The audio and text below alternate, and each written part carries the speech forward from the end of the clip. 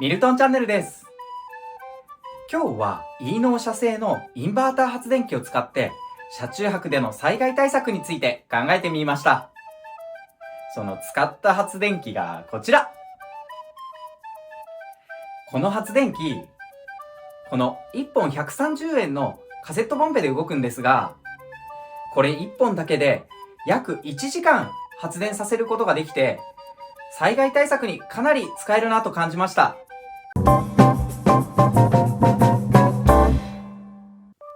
私はこれまで車中泊用に工夫しているエブリィを災害対策にとても有効だなと感じていました。この水タンクやメスティン、シェラカップ等の食器類、ソファーマットや寝具、排水タンクをいつも車に積んでいるので、有事の際にいつでも避難可能です。今回はこれらのアイテムに加え、カセットボンベ式の E ノーの発電機を使ってどのぐらいの災害対策ができるかを検証します。 E ノーインバーター発電機 GS900IB です。内容物は GS900IB 本体、エンジンオイルを入れる専用のオイルジョッキ、オイルを入れるジョーゴ、プラスドライバー、そしてこちらは多分プラスドライバーと一緒に使うと思うんですけれども、レンチになっています。これはおそらくこのように入れて回して使うような感じだと思います。レンチソケット、日本語の取扱説明書になっています。こちらの製品のサイズは縦約38センチ、横約19センチ、高さ約36センチ、重さは約 9.4kg なので片手でギリギリ持てるぐらいの重さです。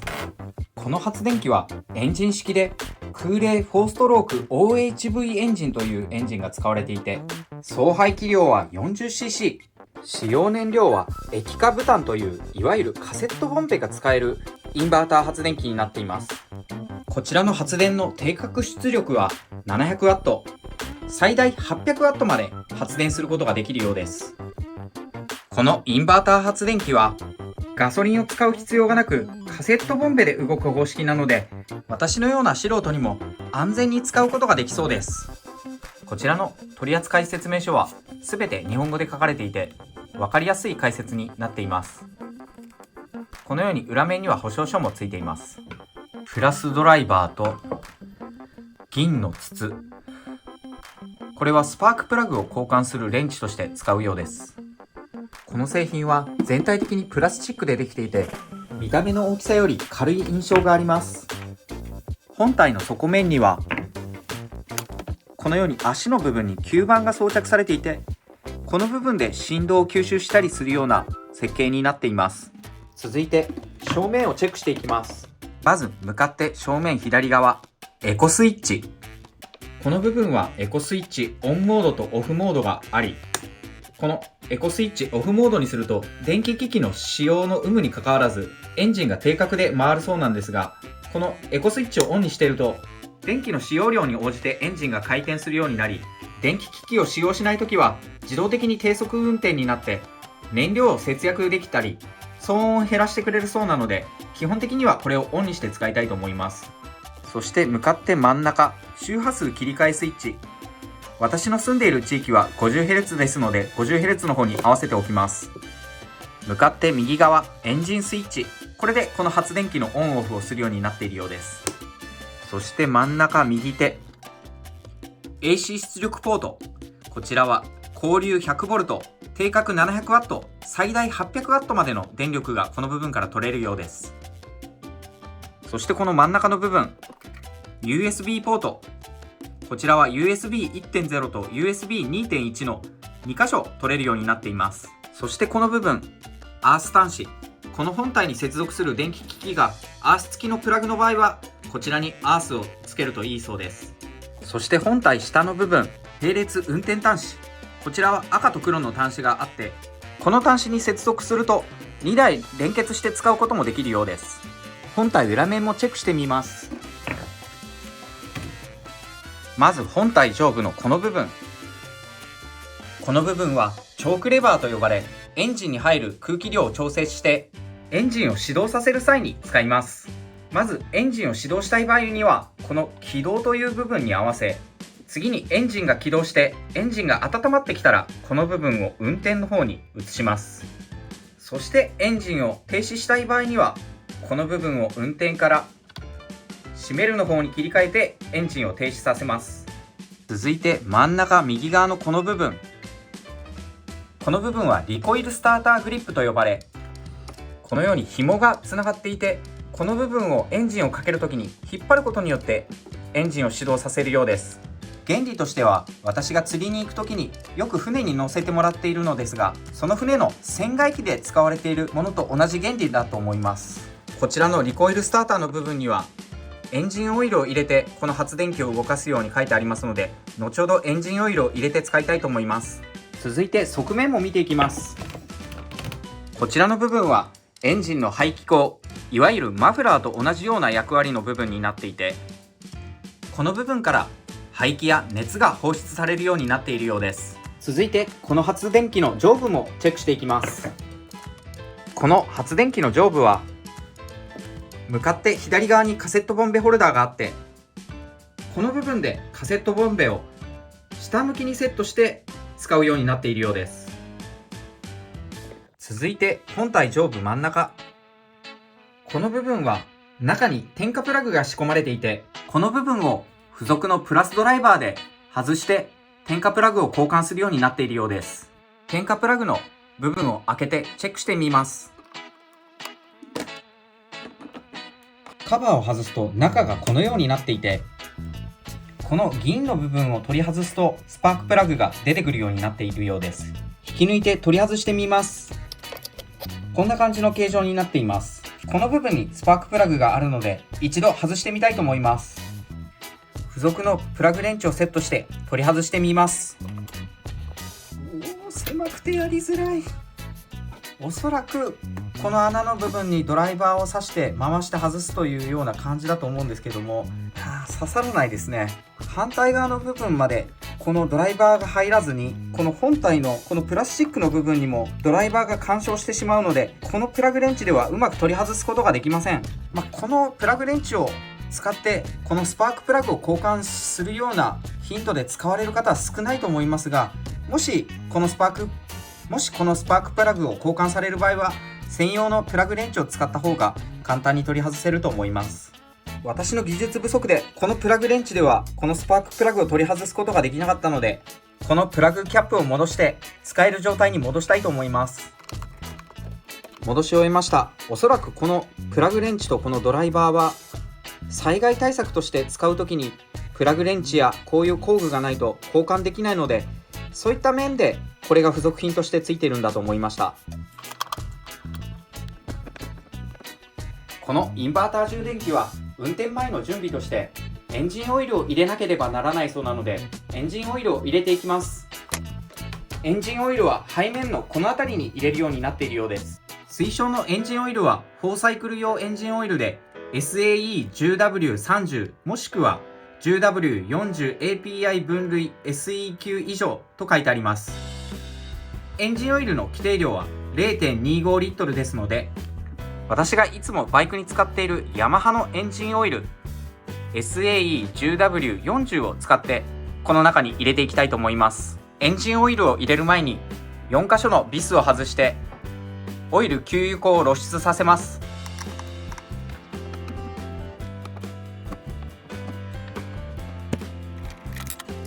オイル給油口はこの部分。オイルゲージを取り外してみます。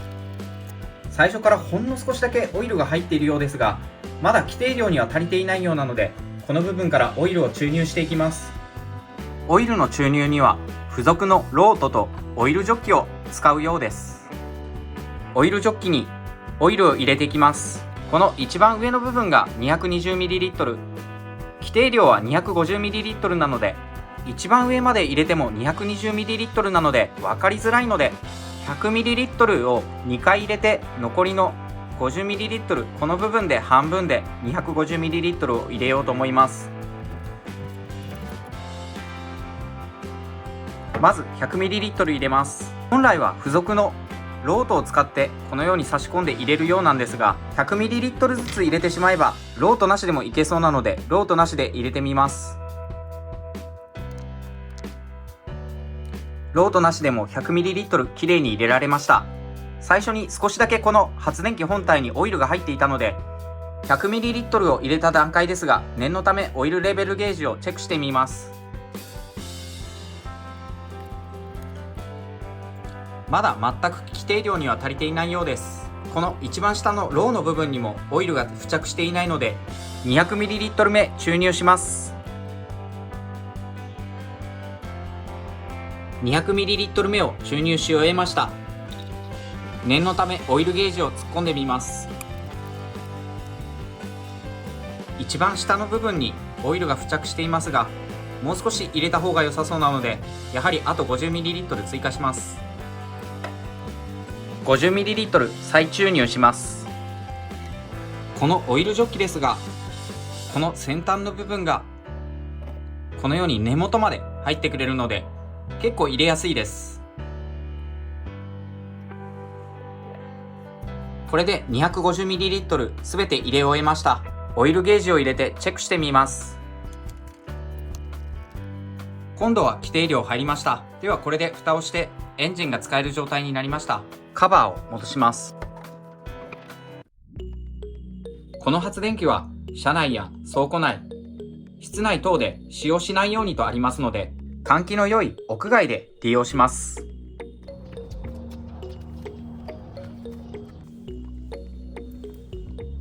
カセットボンベをセットします。ボンベをよく振って残量を確認し、カセットボンベの先端を下に向けて本機のカセットボンベホルダーに挿入し、カセットボンベの切り込みの部分に押しながらカセットボンベを時計回りに回します。これはカセットコンロと取り付け方が一緒なので迷いなくできました。それではエンジンを起動させていきます。まず私の住んでいる地域は 50Hz なので 50Hz に合わせます。次になるべく低燃費で動かしたいのでエコスイッチを入れました。そしてエンジンスイッチをオンにします。次にチョークレバーを閉めるの位置から起動の位置にセットします。リコイルスターターグリップを軽く引き出し、重くなった状態から勢いよく引き、エンジンを起動させます。エンジンオイルを入れた直後はエンジンがかかりづらいですが、発電機にエンジンオイルが回ると簡単にエンジンがかかります。エンジンの回転が安定したらチョークレバーを運転の位置にします。出力ランプが緑色に点灯していれば OK です。結構大きな音量がするのでデシベル計でチェックしました。発電機のそばで測った音量が約88デシベル。これは地下鉄の車内ぐらいの音量でそこそこ音量があります。ちなみにエンジンを停止している状態での音量が約43デシベル。静かな住宅地の昼間ぐらいの音量です。エブリィのマフラーの音量も測ってみたいと思います。マフラーの音量は約80デシベル。インバーター発電機より少し音量が小さいです。電力計を使って消費電力を測ります。夏の災害時を想定して扇風機を動かしてみます。扇風機をマックスで動かした際の消費電力が43ワット。この時の音量はほぼ変わらず89デシベルあたりを指していました。続いて冬の災害時も想定して電気ストーブも動かしてみます。この電気ストーブは電力切り替え式で250ワット、500ワット、750ワット、1000ワットとなっているので、今回のような検証がしやすいです。まず250ワットからセットしてみます。消費電力は約277ワット。この段階の発電機の音量は約92デシベル。子供が持つ防犯ブザーぐらいの音量まで上がりました。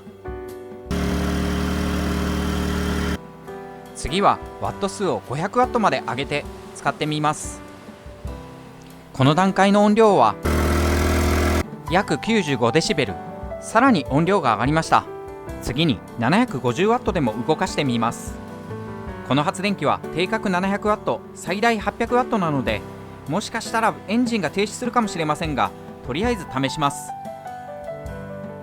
消費電力は約735ワット。この段階でのデシベル計の値は最大100ワットまで上がりました。電気ストーブを1000ワットまで上げてみます。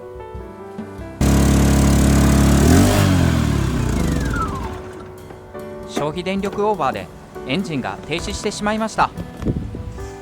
災害時での使用を想定して冷蔵庫も動かしてみます。消費電力の高い製品を動かすとバイクをふかしたような音になるので、住宅地のない道路の高架下で検証します。エンジンスイッチをオンにし、チョークを軌道に合わせます。エンジンがかかったらチョークレバーを運転に合わせます。冷蔵庫をつなぎます。冷蔵庫の消費電力は36ワット。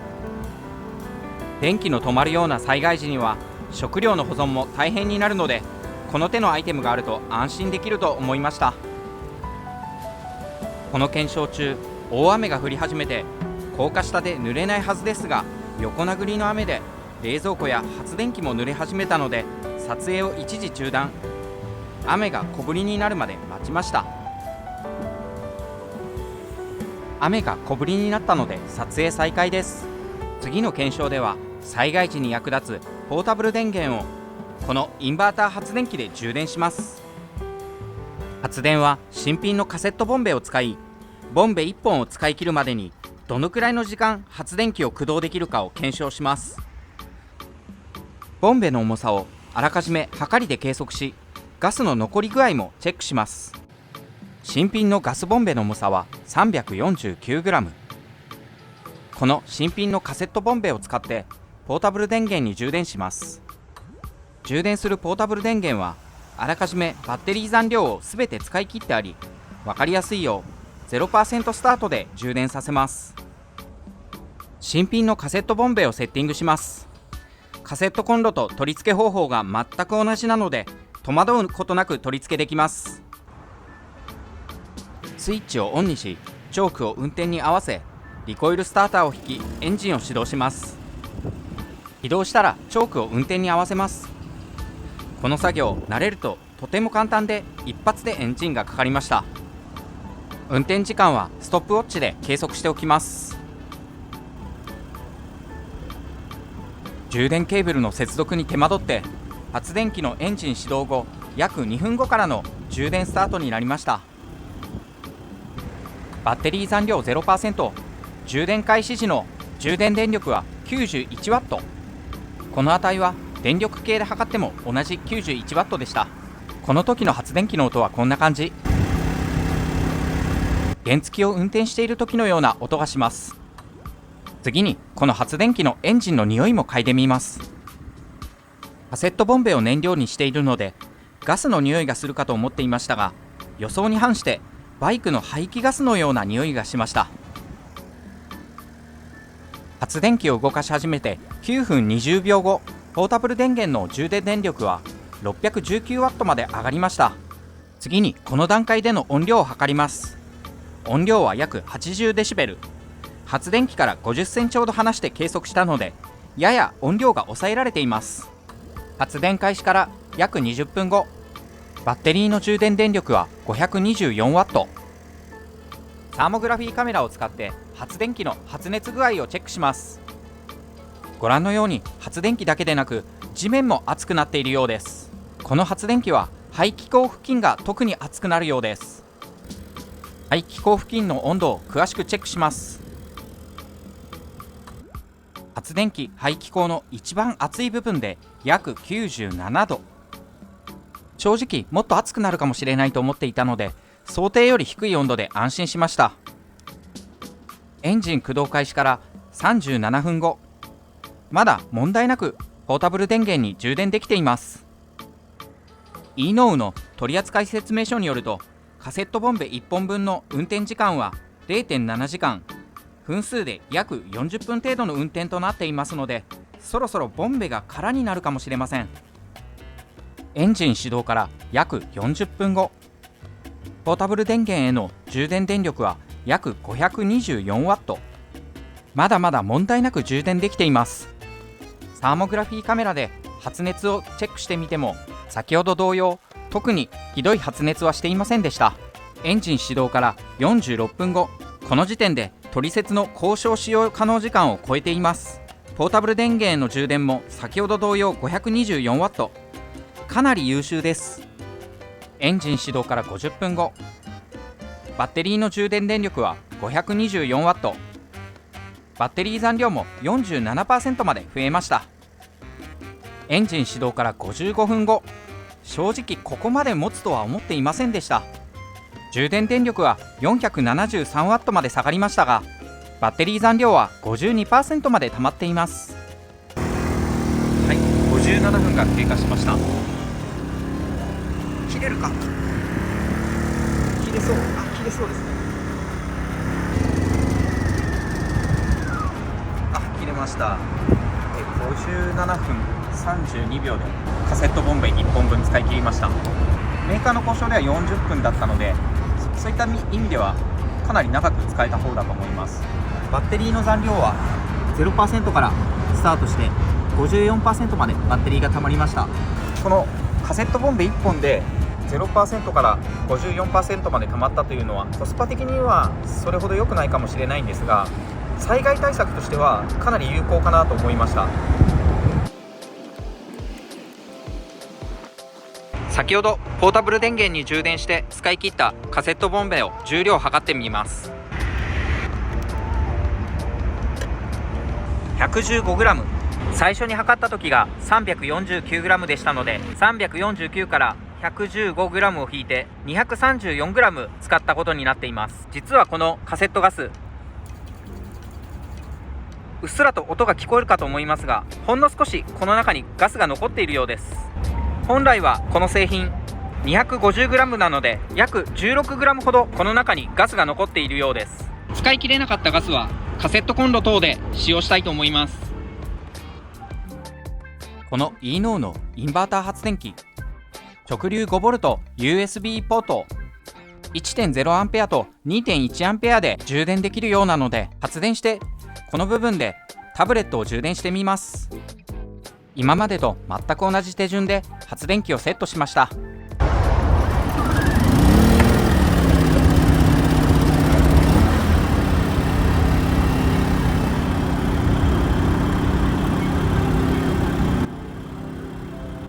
問題なく充電が開始され始めました。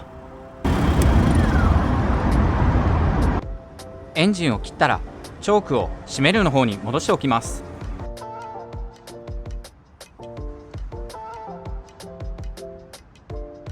この発電機はカセットボンベを外付けして、このように並列して使えるソケットも売っていますので、そちらも使ってみます。その外付けソケットがこちら。こちらは別売りソケットになりますが、3本までカセットボンベをつなげるようになっています。内容物はこちらの3連のカセットボンベソケットとメッシュ素材のケーブル。こちらはこのような形状になっていて、ケーブルの片方と合わせて回して取り付けるような形になっています。このように接続した3連のソケットにこの上部を開けて、このメッシュソケットの切り欠きの部分を本体の切り欠きの部分に合わせ、押しながら回してセッティングしていきます。このような感じです。このインバーター充電器、カセットボンベを3本連結させることができるようなので、そのセッティングで使ってみたいと思います。このソケットは逆流防止弁がついているようなので、3本で使っても使えますし、1本で使っても使えるようです。とりあえずセッティングしてみたいと思います。これも押し回しをしてセッティングします。まず1本目セッティングします。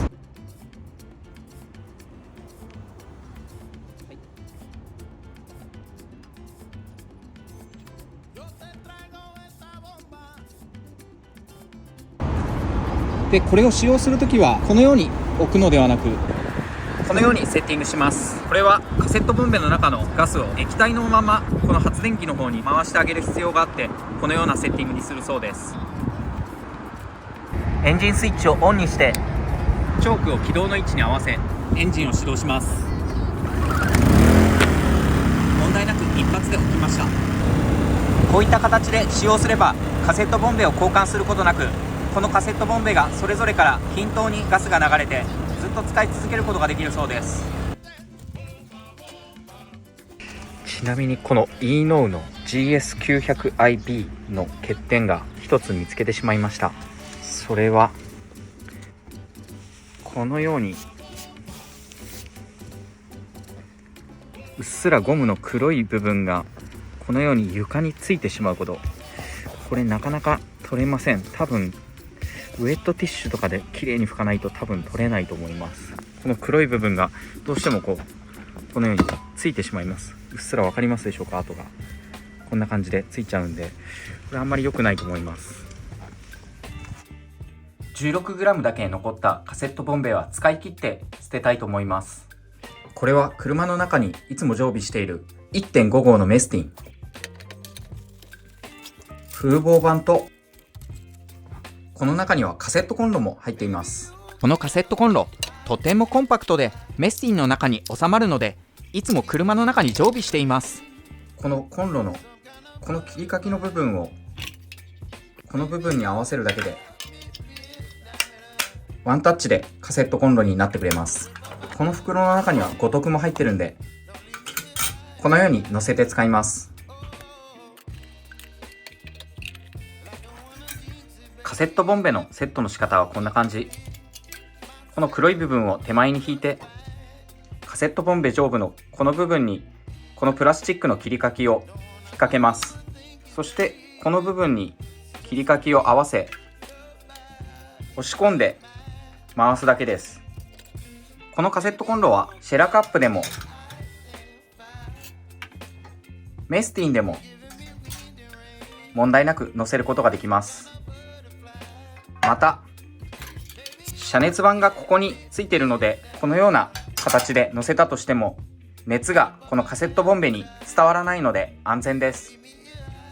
今回はコーヒー1杯ぐらいは沸かせると思うので、このサルタヒコのコーヒーをいただきたいと思います。カップ1杯 200ml の熱湯を注ぐタイプなので、200ml 入りのシェラカップでお湯を沸かしたいと思います。火のつけ方はこのレバーを回し、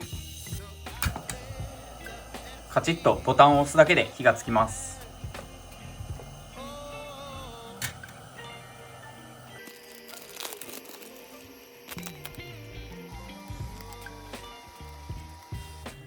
カセットボンベの中に 16g しかガスが残っていなかったので、1杯お湯が沸かせるか不安だったんですけど、問題なくお湯が沸かせました。ちなみに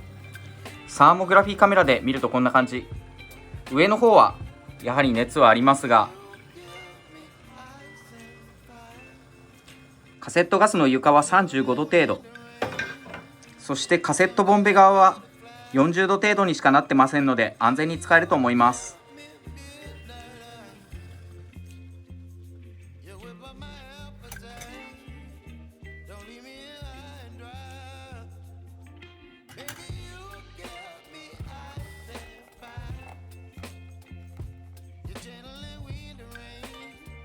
いただきます。苦味がすごく強くて美味しいです。カセットコンロも分解していきます。回転させてただ引き抜くだけです。取り外しの際はこのボタンとこのボタンを2箇所押すだけで簡単に取り外せます。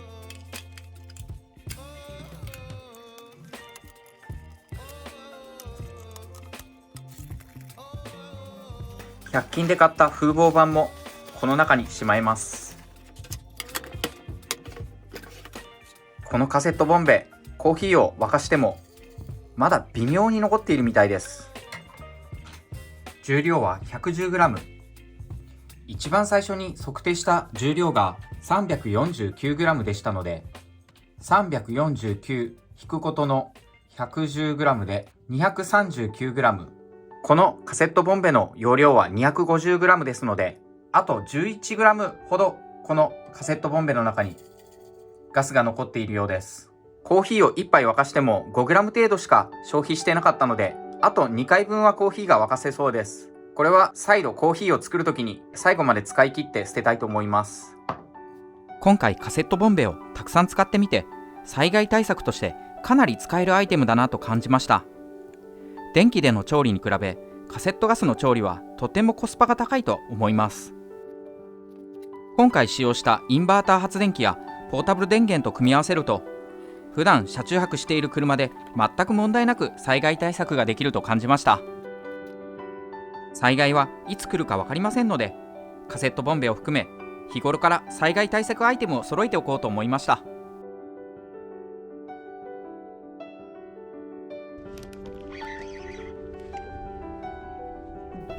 本日もご視聴ありがとうございました。